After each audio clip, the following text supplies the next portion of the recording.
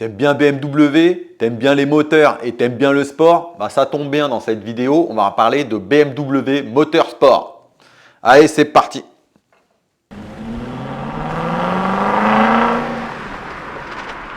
Salut, c'est Guillaume et bienvenue sur Hyper Samplon. Aujourd'hui, on va parler de BMW Motorsport. Alors, je vais essayer de vous raconter un peu l'histoire, les débuts, jusqu'à aujourd'hui. Peut-être que cette vidéo, je la ferai en 2 ou 3 parties, on verra. On va parler de tous les modèles mythiques qu'ils ont fait et un peu toutes les évolutions avec les différentes étapes dans le temps, etc. Et comment l'entreprise s'est construite et comment ça est devenu à être ce que c'est aujourd'hui. On va essayer de comprendre pourquoi tout le monde aime les BMW avec en plus la lettre M collée dessus. Alors, avant de commencer et de parler de l'histoire, il faut juste qu'on distingue bien deux choses. Aujourd'hui, on a deux entités. Il y a BMW M et Motorsport. Alors forcément, le M de BMW M, ça veut dire Motorsport.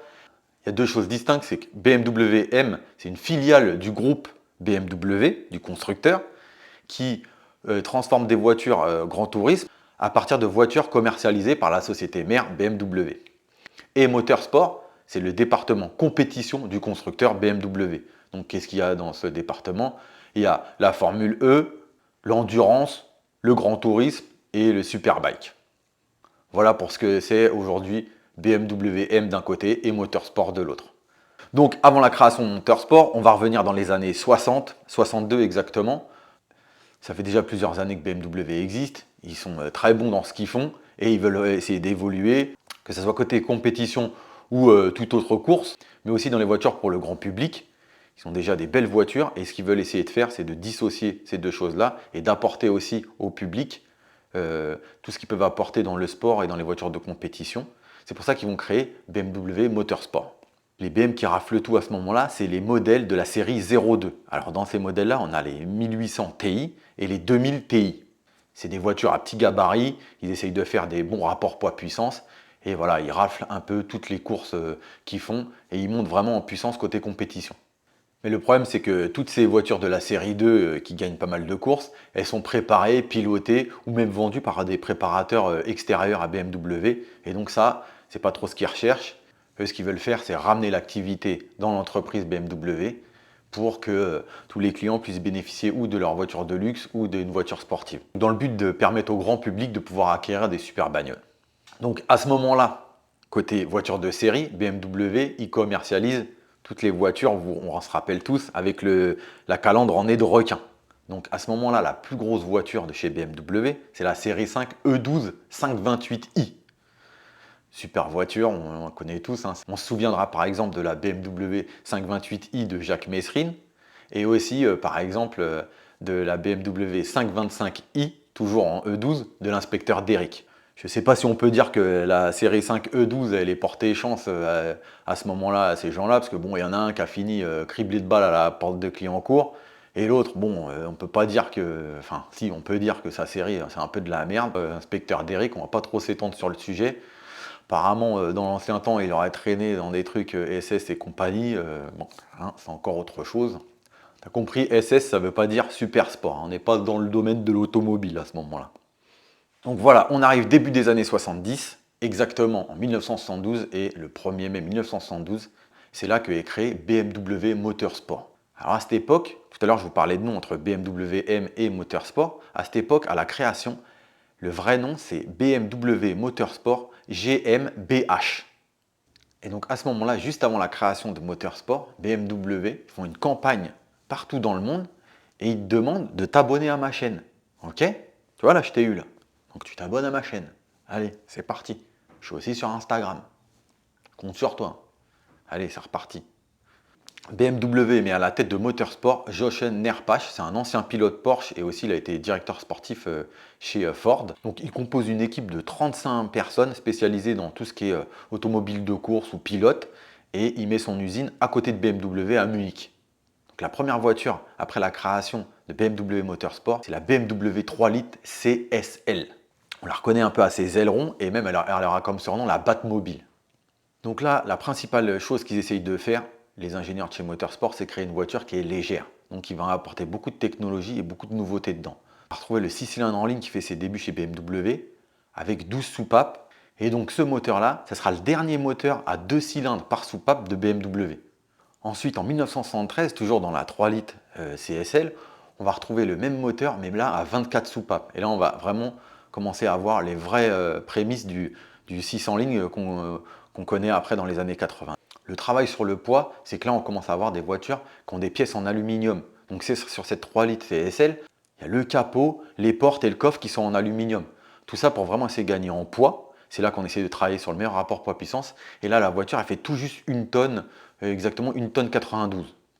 La 3 litres CSL, elle va aussi recevoir en 74 les prémices de l'ABS, un prototype de freinage anti-blocage. Et celui-là, on va le retrouver par la suite sur les séries 7.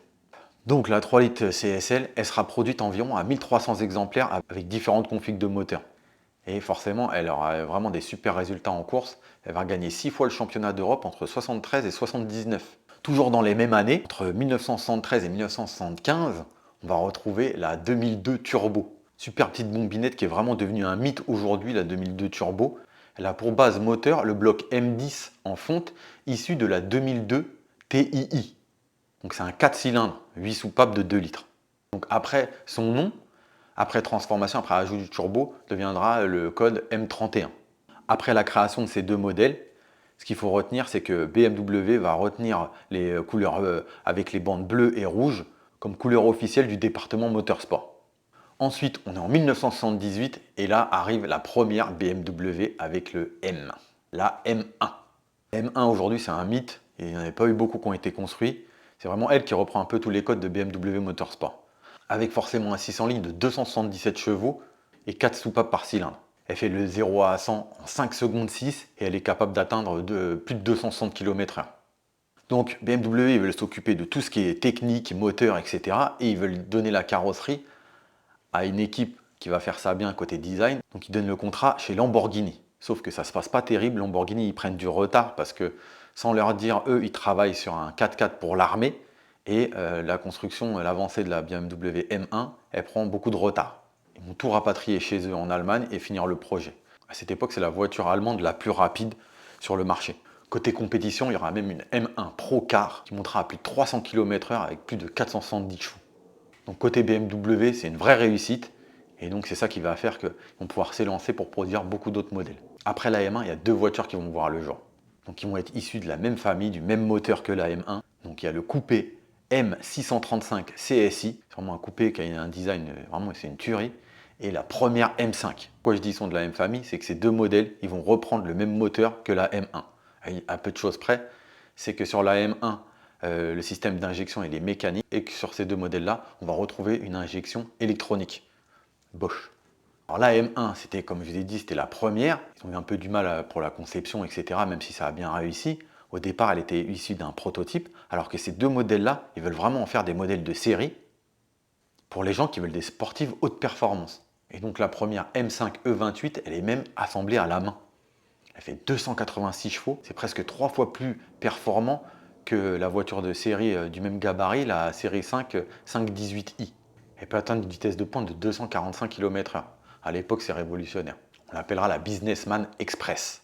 Pour la série 6 E24 M635 CSI, on va vraiment retenir son look et la forme du coupé qui est vraiment révolutionnaire à l'époque. Et aujourd'hui encore, on voit que c'est quelque chose qui est resté.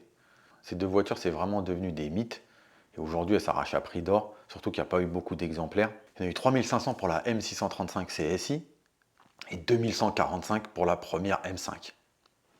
Côté compétition, on est dans les années 80 et BMW se lance en Formule 1 aussi. Bon, malheureusement, c'est déjà la fin de la partie 1, mais t'inquiète, je suis en train de te préparer la partie 2. T'as vu, c'est comme au cinéma, je t'ai changé le décor et tout, avec des effets spéciaux, t'as compris. Donc, si en attendant la partie 2, tu veux voir une autre vidéo sur les BMW, j'ai fait une vidéo, si tu veux, sur les BMW E36, la vidéo, elle est par là. Si tu as kiffé la vidéo, n'hésite pas à mettre des likes, et à la prochaine sur Hyper Samplon.